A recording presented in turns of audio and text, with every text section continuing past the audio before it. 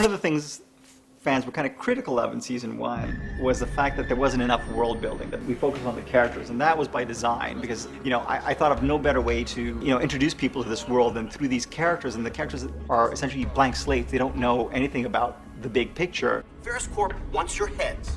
And without their backing, you've got no political protection, which, given your records, I think we can all agree is not a good thing. We're kind of freedom fighters, rebels trying to, just not really save everybody, but just like screw the system. You've labeled us as villains and things like that. Okay, fine, we'll be whatever, but we're free from your rule. We had a deal. I got a better offer.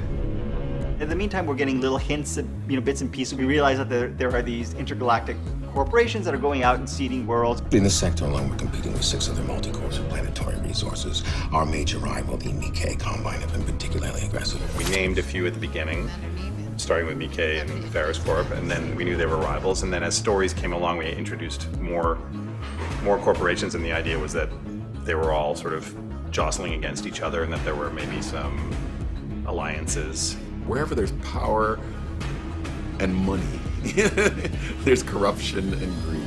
At the end of the day, they've got an endless supply of bodies and bullets. We don't. So in our world, you have our Galactic Authority, of which I was a former member, as most people know. We ended the season 1 with the character of Six being in a dilemma. He turns his friends over because he thinks he's doing the right thing, but we knew we wanted to sort of turn that on its head. You try and do the right thing as a cop, but at the end of the day, it's kind of hypocritical, and that's what he discovers, because you're like, no, we're gonna enforce the law, you can't break the rules, but we're protecting the people who are using us to truly break the rules and control everyone. They're criminals. Yeah, but we're working for even bigger criminals.